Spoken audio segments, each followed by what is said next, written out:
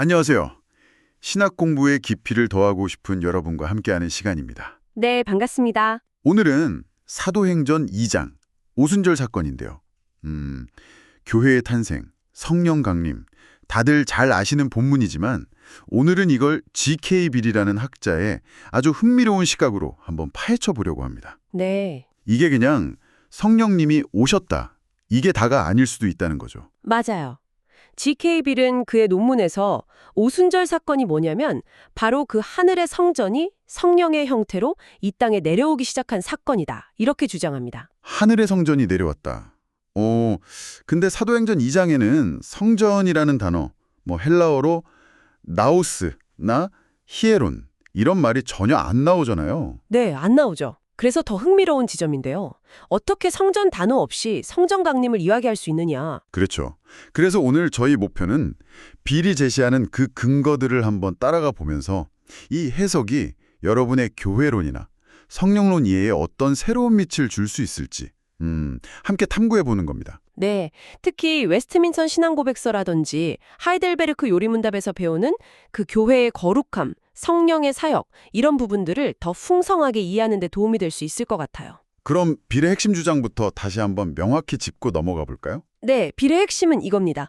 오순절에 성령이 임하신 것, 이게 그냥 어떤 신비한 체험이 아니라 하나님의 하늘 성전이 마지막 때, 그러니까 종말론적으로 이 땅에 임재하기 시작해서 믿는 우리들을 그 살아있는 성전의 일부로 세우시는 사건이라는 거예요. 아, 살아있는 성전. 네, 그래서 이건 단순한 신현, 그러니까 하나님이 나타나셨다는 걸 넘어서 성전 신현, 즉 성전으로서의 임재가 시작된 거다, 이렇게 보는 거죠. 성전 신현이라는 그 표현이 중요하게 들리네요.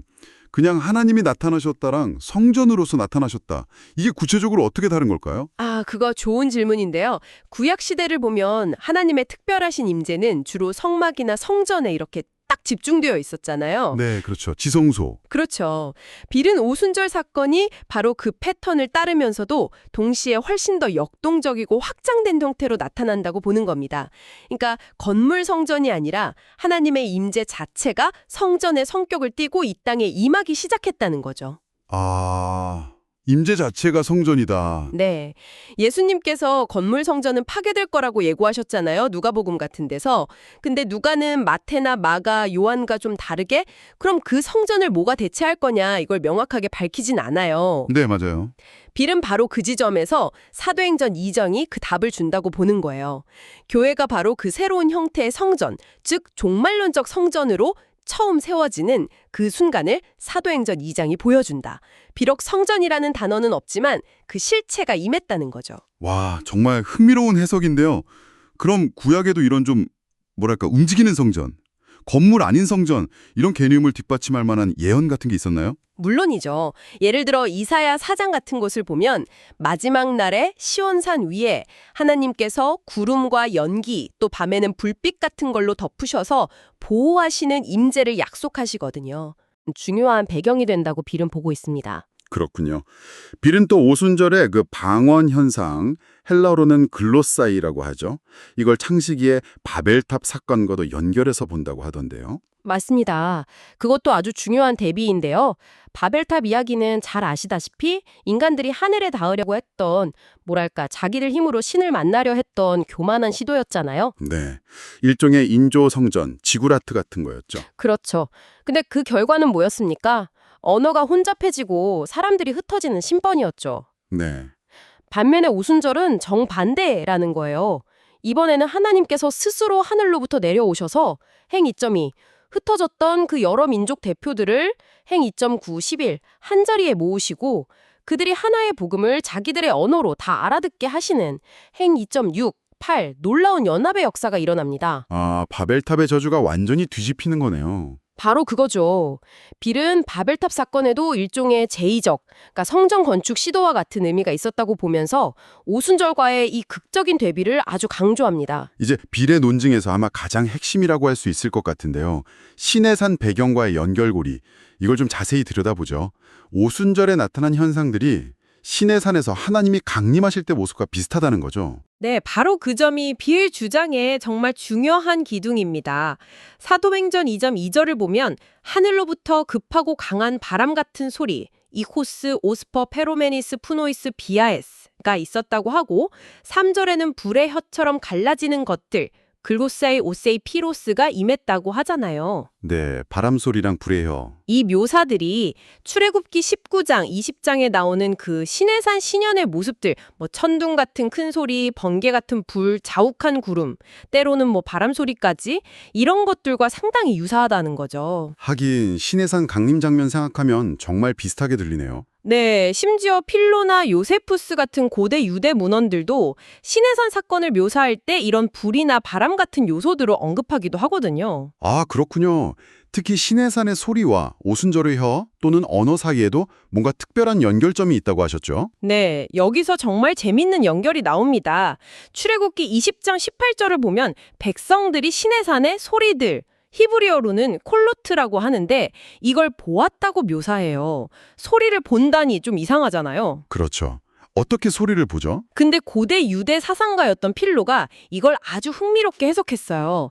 시내산의 그 음성, 포니가 하늘에서 내려온 불꽃과 같았는데 이게 각 사람에게는 자기가 알아들을 수 있는 언어, 디알렉토스로 들렸다는 거예요. 불꽃이 언어가 되었다고요? 네, 10계명 46. 이게 사도행전 2장 3절의 불의 혀, 글루스의 오세이 피로스가 각 사람 위에 임하고 6절에서 각 사람이 자기 방언 디알렉토로 말씀을 듣게 된 것과 정말 놀랍도록 유사하다는 거죠. 와, 필로의 그 해석은 정말 소름 돋을 정도로 비슷하네요. 그렇죠. 게다가 신명기 33장 2절의 어떤 고대 사본을 보면 하나님께서 시내산에서 불같은 율법, 히브리어로 에시다트를 주셨다는 표현도 있어요. 여기서도 불과 말씀, 즉 율법이나 언어가 연결되는 걸 볼 수 있죠. 정말 신기한 연결점들이 많네요. 그럼 시내산과 오순절을 연결하는 다른 고리들도 더 있나요? 비리 제시하는 것들이요? 네, 빌은 여러 가지를 더 제시하는데요. 중요한 거 몇 가지만 추려보면 우선 시기적인 연관성을 들 수 있어요. 시기요? 네, 제2성전 시대 유대교에서는 오순절, 즉 77절을 시내산에서 하나님과 언약을 맺은 날로 기념하면서 율법 수여를 재현하는 그런 전통이 있었습니다. 희년서나 쿰란문서 같은 데서 그런 증거들을 찾을 수 있거든요. 아, 그러니까 오순절 자체가 이미 시내산 언약 기념일 같은 성격이 있었다는 거군요. 그렇죠. 이미 연결되어 있었다는 거죠. 둘째로는 백성들의 하나됨. 시내산 앞에서 온 이스라엘 백성이 한 마음으로 우리가 다 준행하리다 하고 응답했던 것처럼 출 19.8 오순절에도 제자들이 한 곳에 모여서 마음을 같이 해서 기도하고 있었잖아요. 행 1.14, 2.1. 네, 더불어 마음을 같이하여. 그렇죠. 셋째는 하늘로부터 오는 소리와 임재. 시내산에서 하나님이 하늘에서 직접 말씀하셨던 것처럼 출 20.22 오순절에도 소리가 하늘로부터 왔고 행 2.2 성령이 위로부터 부어졌습니다. 듣고 보니 율법을 받을 때 상황이랑 성령을 받을 때 상황이 정말 유사한 점이 많네요. 그렇습니다. 거기다 더해서 모세와 예수님의 역할에서도 유사성을 찾을 수 있어요. 모세가 시내산에 올라가서 율법, 즉 스데반이 말한 살아있는 말씀의 행 7.38를 받아서 내려왔잖아요. 네, 그것처럼 예수님께서는 승천하셔서 아버지께 약속하신 성령, 푸뉴마, 피에마를 받아서 제자들에게 부어주시는 거죠. 행 2.33. 그러니까 시내산 등정과 율법 수여, 그리고 예수님의 승천과 성령 강림 사이에 어떤 구조적인 병행 관계가 있다는 겁니다. 모세와 예수님의 유형론적인 연결이네요. 네. 또 하나 흥미로운 대비는 유대 전승에는 시내산에는 그 소리가 70개 언어로 나뉘어서 이방 민족들에게는 심판의 소리가 되었다는 이야기가 있어요. 그런데 오순절에 갈라진 혀는 여러 언어로 복음을 전해서 모든 민족에게 구원의 길을 여는 축복이 되었다는 점. 이것도 의미심장한 대비죠. 자, 그럼 이제 정말 핵심적인 단계로 넘어가야 할 것 같은데요. 시내산과의 연결이 이렇게 강하다면 이게 어떻게 성전강림이라는 주장으로까지 이어지는 건가요? 네, 여기가 비례 논증에서 가장 중요하면서도 어떻게 보면 가장 대담한 부분입니다. 논리는 이래요. 만약 오순절 사건이 시내산 사건의 종말론적 성취라면, 그리고 만약 시내산 자체가 일종의 원형적인 성전 혹은 성막으로 이해될 수 있다면, 그렇다면 오순절의 신년은 본질적으로 성전적 신년이 된다는 겁니다. 시내산이 성전이었다고요? 그건 좀 생소하게 들리는데요? 어떤 근거로 그렇게 볼 수 있는 거죠? 빌은 여러 근거들을 제시하는데요. 예를 들면 시내산이 하나님의 산이라고 불렸다는 점, 또 성전처럼 함부로 접근할 수 없는 거룩한 구역이 세 부분으로 나뉘어 있었다는 점, 출 19.12, 23. 아, 경계가 있었죠. 그렇죠. 그리고 산기슭에는 제단이 세워지고 실제로 제사도 드려졌고요. 또 하나님의 영광의 구름이 산 위에 거하셨다. 히브리어로 샤칸 했다고 하는데 이 동사가 바로 성막에 하나님이 거주하신다고 할 때 쓰이는 그 동사거든요. 출 24.16, 40.35. 아, 쉐키나 할 때 그 어원이군요. 네, 맞습니다. 심지어 모세가 본 떨기나무 불꽃이 성소 안에 있는 등잔대를 예표한다는 해석도 있고요. 특히 아까 언급했던 필로 같은 경우는 신의 산을 하나님의 궁전뜰, 아울리라고 부르기도 했고, 희년서 같은 문헌에서는 신의 산을 에덴 동산이나 시온산과 같은 반열의 아주 거룩한 장소로 꼽기도 합니다. 그렇군요. 그런 증거들을 종합해보면 신의 산 자체가 어떤 이동하는 하나님의 임재 처소, 즉 원형적인 성전의 성격을 가졌다고 볼 여지가 있겠네요. 네, 빌은 그렇게 주장하는 거죠. 그래서 신의 산이 원형적 성전이고 오순절은 신의 산 사건의 재현 또는 성취라면 결국 오순절은 성전적 사건이다. 이런 논리가 성립될 수 있다는 겁니다. 알겠습니다. 그럼 그 불의 혀라는 이미지, 이게 구약의 다른 곳에서도 혹시 성전과 관련되어서 나타나는 경우가 있나요? 네, 빌은 그 점도 놓치지 않는데요. 예를 들어 이사야 30장을 보면 하나님께서 시온산, 그러니까 하늘 성전에서부터 임하실 때 그의 혀는 삼키는 불 같다는 묘사가 나와요. 테오도티온역. 그리고 그때 하나님의 영, 히브리어 루아흐, 루하, 70인역으로는 프니우마가 함께 언급됩니다. 신의 산 배경도 좀 암시되고요. 아, 혀와 불과 영과 성전이 같이 나오는군요. 그렇죠. 또 이사야 66장에서는 주님이 불같이 임하셔서 모든 민족과 언어, 히브리어로 레쇼노트, 이게 혀들 또는 언어들 둘 다 되거든요. 이들을 모으시는 장면이 나오는데 거기도 바로 성전과 연결되어서 묘사됩니다. 66.6, 20, 21. 이건 사도행전 2장의 그 여러 민족들 목록과도 관련지어 볼 수 있겠죠. 네, 시편 같은 곳에도 비슷한 의미가 있나요? 되기도 합니다. 그렇군요. 유대 문헌 중에도 혹시 이 불의 혀와 하늘 성전을 직접적으로 연결하는 자료가 있다고 하셨죠? 네, 에녹일서 14장하고 71장이 아주 결정적인데요. 거기 보면 에녹이 환상 중에 하늘 성전을 보는데 그 성전이 불의 혀들, 헬라어로 글로사이스 퓨로스로 지어졌다고 묘사해요. 성전 자체가 불의 혀로 지어졌다. 네, 그러니까 성령께서 활동하시는 그 하늘 성전의 건축 자재랄까? 그 본질 자체가 불꽃 또는 불의 혀들로 이루어져 있다는 거죠. 만약 누가가 이런 이미지를 알고 있었다면 오순절에 나타난 그 불의 혀는 그냥 신기한 현상이 아니라 하늘 성전의 실체가 그 본질이 눈에 보이게 임하는 것을 상징한다고 볼 여지가 아주 커지는 거죠. 와, 그건 정말 강력한 연결점인데요. 마치 성전의 벽돌 같은 게 내려오는 듯한 그런 느낌이네요. 그렇죠. 그리고 쿰란 문서 중에는 성소 안에서 제사장이 사용하던 우림과 둠밈 있잖아요. 이게 예언적인 계시를 줄 때 불의 혀들처럼 빛났다라고 해석하는 그런 본문도 있어요. 아, 우림과 둠밈도요. 네. 여기서도 보면 불, 성선, 하나님의 계시 그리고 예언 이 요소들이 다 연결되는데 이게 바로 사도행전 2장의 핵심 주제들이잖아요. 예언하고 방언하고 계시가 임하고. 네, 맞아요. 신약 안에서도 요한계시록 4장을 보면 하늘 보좌 앞에 7 등불이 켜져 있는데 이걸 하나님의 7영, 즉 성령이라고 설명하거든요. 이것도 역시 하늘 성전 장면이고요. 그렇군요. 여러 증거들이 불과 현어와 성령과 성전을 연결하고 있네요. 자, 그렇다면 베드로가 오순절 설교에서 인용했던 그 요엘서 2장 있잖아요. 내 영을 만민에게 부어주리니 하는 그 부분.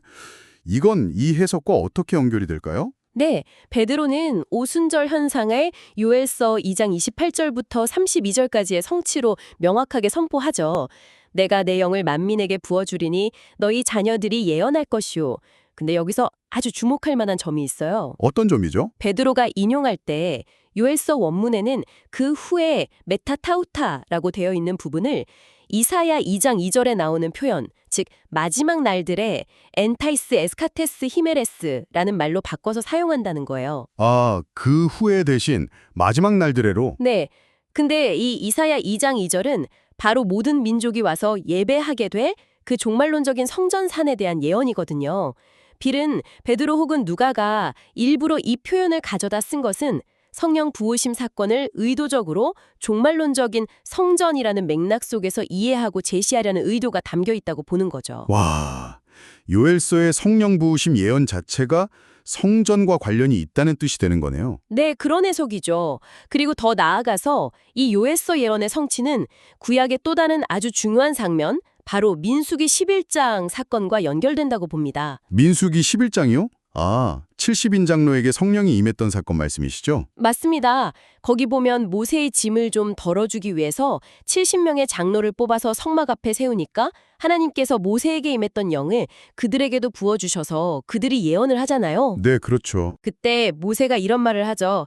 여호와께서 그의 영을 그의 모든 백성에게 주사 다 선지자 되게 하시기를 원하노라.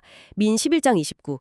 빌은 오순절이야말로 바로 이 모세의 간절한 소원이 마침내 성취된 사건이라고 보는 겁니다. 아, 모든 백성이 선지자가 되는 것. 그렇죠. 민수기 11장에서 성령이 임하니까 장로들이 예언했다고 나오는데 사도행전 2장에서도 성령을 받으니까 제자들이 다른 언어들로 말하기를 시작했다.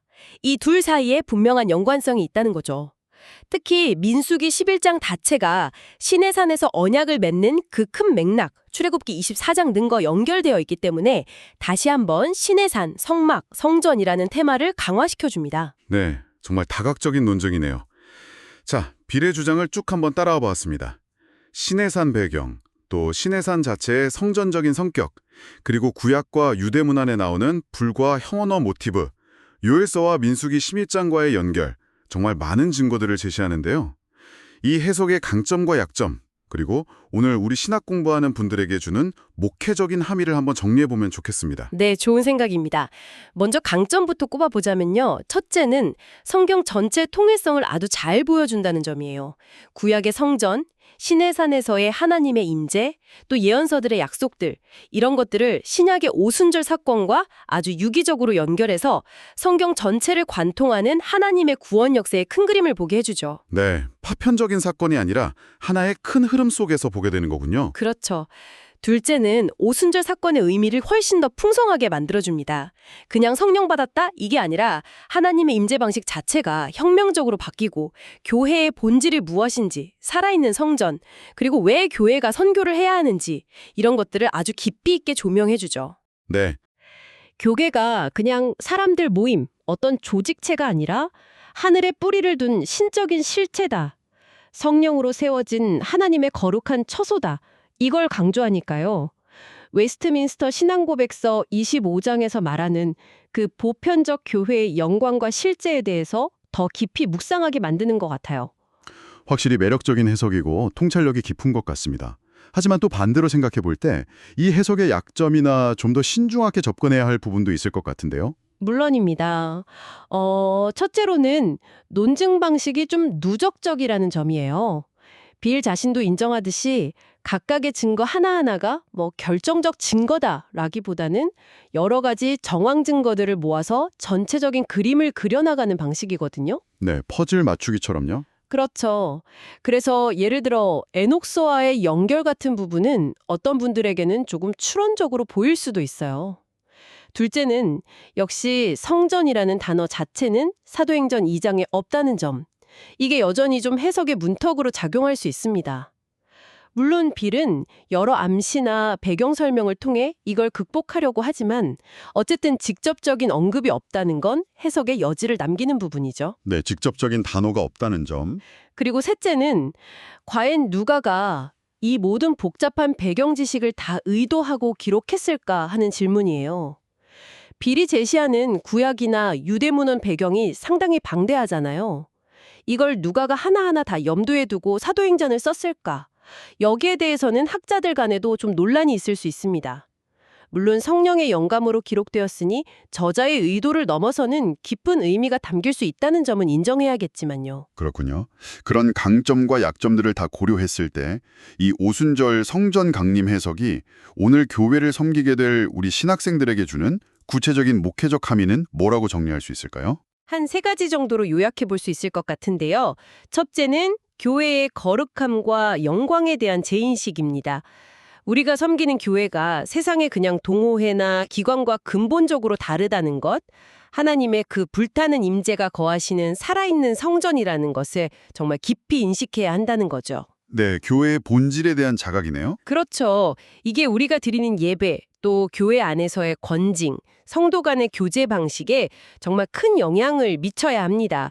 하이델베르크 요리문답 54문에서 말하는 그 거룩한 보편적 교회의 의미를 더욱 실감나게 경험해야죠. 둘째는 성령 사역의 중심성을 다시 한번 강조하게 됩니다. 교회를 세우고 교회를 거룩하게 만들고 또 능력 있게 해서 세상 속에서 성전으로서의 역할을 감당하게 하시는 분은 바로 성령님이시라는 것. 네.